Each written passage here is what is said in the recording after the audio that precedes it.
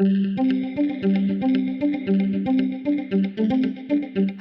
it's so nice that you're here to quickly get brainted with me. I'm your host, Laura, and welcome to my Mindful Storytelling podcast. Hi, and welcome to a Quickly Get Brained episode with me. Thank you so much that you're here again. As you know, everything is about repetition, even if it's good or sometimes it's even bad. So we're talking today about money again and again. So let me ask you something. Have you ever looked back at a phase of your life and thought, wow, I actually had this figured out, at least more than I do right now?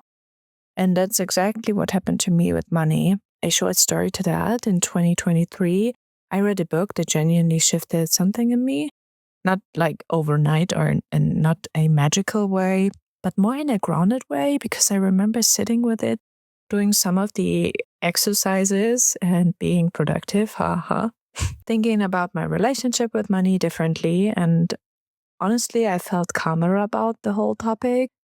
More honestly, and more willingly to look at these things instead of avoiding them, which really helped. But then life got intense.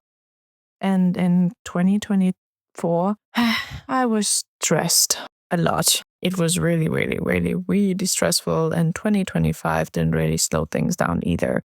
Work, university, responsibilities, even death and pressure of the all day life. You know, the usual things that sometimes hit you and derails everything. And somewhere in between paying bills, meeting deadlines, and just trying to keep going and really having the more survival than creative mode, I stopped doing the things that really helped me. For example, reading the book about a better money mindset. I didn't consciously decide to stop, I just didn't continue. So I noticed this again very recently when life just got a little bit calmer. And what these almost 30 years taught me is if you have a second of calm in your life, try to use it for yourself and for something good. Of course, it's important to calm down and just do nothing sometimes. But if life is every day very exciting and stressful, or you have mental, maybe some kind of problems like anxiety, like I do, it's really hard to get life on track if there is always something in the back of your mind saying, but maybe you can't do it. Maybe it's just not for you. Maybe you will never reach your goals. So, well, if money is one of these big points, then I have a big bringer up for you right now. Because, the usual thing, I was checking my account. Nothing dramatic, but I felt, of course, uncomfortable again. It was not scary, it was just very tense. And then I caught myself avoiding looking too closely, of course, and the moment felt so familiar in a way I did not like. Because I knew I've been through a lot and I've been through this already, and I know another way how to relate to it. That's when I thought about that very book again. That book is called You Are a Badass at Making Money by Sincero. I think this title sounds so sweet and so loud at the same time, almost like something from the endless self-help shelf that promises fast success and confidence overnight. That's exactly why I avoided it for such a long time. But when I read it 2023, it really surprised me. And I think I need it back right now in my life. That's why I'm sharing this. So Jen Sincero writes very directly about her own financial struggles, like a lot of people do, but she has a tad of this special humor to it, which makes it really fun to read. She also doesn't hide the fact that she was broke for years. And I can relate to that a lot because in the beginning of a certain year, I wasn't able to pay my rent. And without a good network, I couldn't have survived this really without starving myself for life. And it's the same with her because at one point she was living in a garage doing work that didn't fulfill her and constantly feeling blocked around money.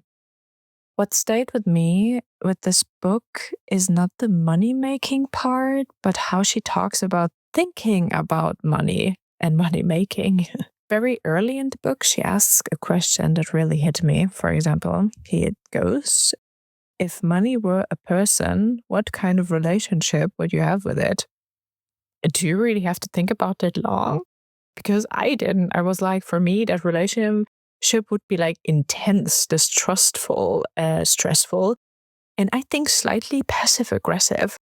I wanted money to be there, but it's a bitch friend, but because it didn't really want to look back to me and was always going away. I wanted to talk to my friend Money and wanted to be honest, but she was always choosing to go away, turn around and ignore me instead.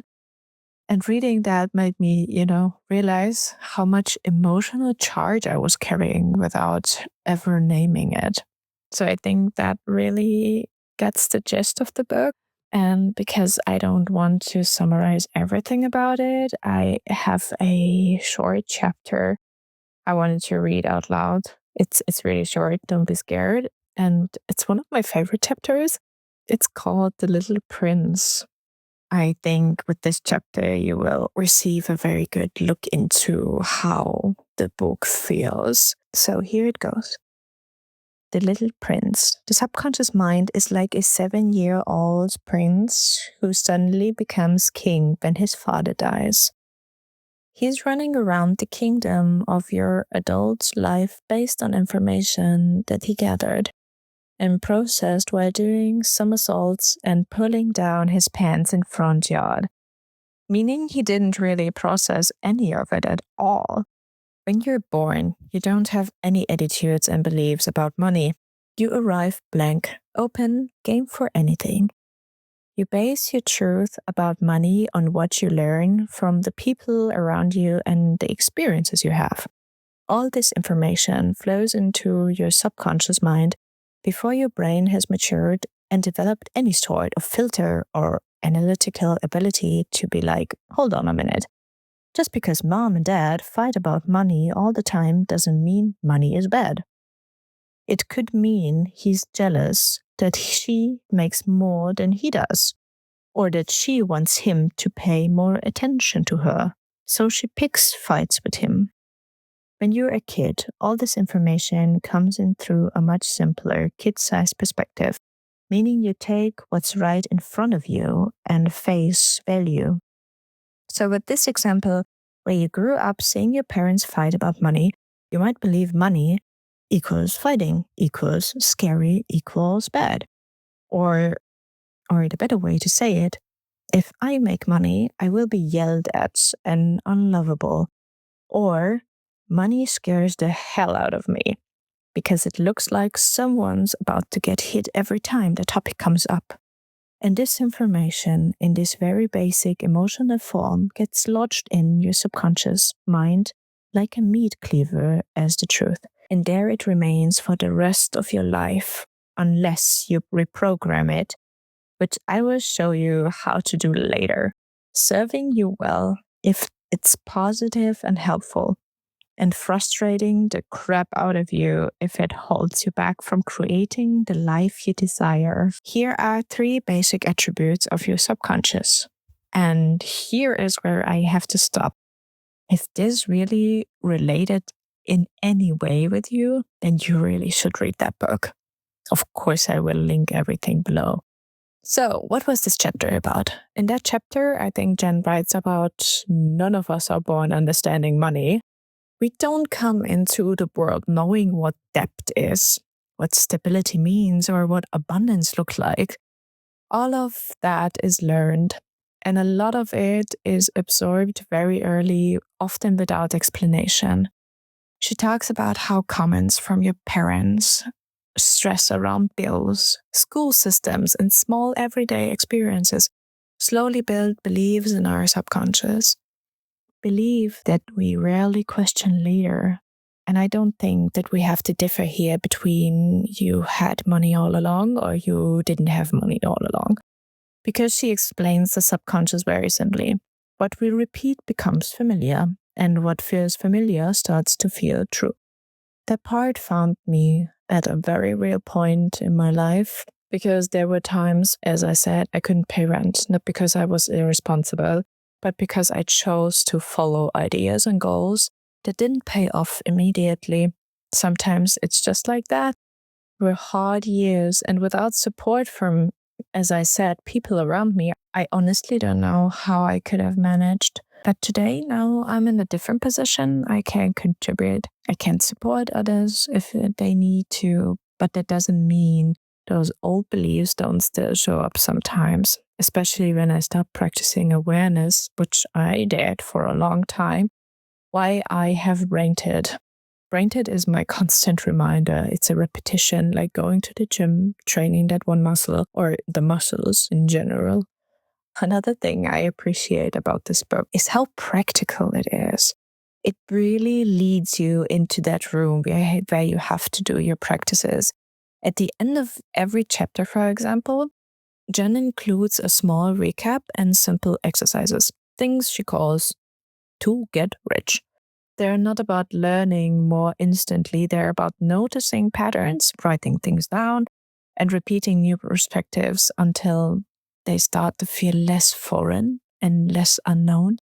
One of my favorite tools are the money-making mantras. That's nothing dramatic and nothing fake. It's just phrases to how you relate to money. Phrases, for example, that focuses on patience, trust, and consistency. I used to do them, and then I stopped, and then it was bad.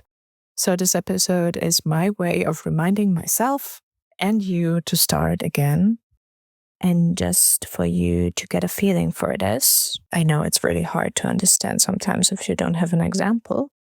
So here's another read-in for one of my favorite practices because I have a lot of problems with patience. To get rich. Suggested money mantra. Say it, write it, feel it, own it. I love money because it lets me be the most me I can be. First point, meditate for at least 5 minutes a day. No need to ask any questions beforehand. Just sit in silence and connect. Use the affirmations in this chapter or your favorites that you've come up with while doing the work in this book and commit to 3 that specifically speak to raising your appreciation of yourself and of money. Write them every morning and every night. Say them all day long. Take them with you wherever you go and feel into them. Third, go out of your way every day to do at least 3 nice things for people. Also, when you're about to be not nice, breathe, pause, and make a different choice. Number 4, practice patience. Notice when you're getting uptight or grouchy and remember, you can't rush the universe. Don't try to pull open the flower. It all blooms according to plan. Breathe, relax, stay the course, and lighten up. Number 5, walk tall, sit up straight. Practice using your body to become more confident. Number 6, go on the internet and do research for the following text, Our Deepest Fear by Marianne Williamson. Print it out, tape it to your refrigerator, and read it as often as possible. Please fill in the blank here. I'm grateful to money because ... I wrote down, it helps me to be patient and peaceful. That's just a little insight from my perspective. So this was one of her typical exercises. As you see, this one was a little bit more spiritual, central. It differs a lot. So I want to say this very clearly for the end. If you read something, learned something, understood something, and then forgot to apply it when life got hard, there's nothing wrong with you. This isn't about just discipline. It's about capacity. And sometimes the most honest thing we can do is say, I know this helps. I'm ready to come back to it. Maybe even together? If this resonates, I really recommend reading the book yourself, as I said, not because it has all the answers, but because it encourages you to ask better questions about your own relationship with money. And if all you take from this today is a small moment of awareness, that's enough for me. So don't forget to stay brainted. I hope you had a great time. Thank you for listening until here. I would love to hear from you in the comment sections. Please share your experiences with the book and let's show up for each other. Have a wonderful day, a wonderful evening, and bye-bye. See you soon.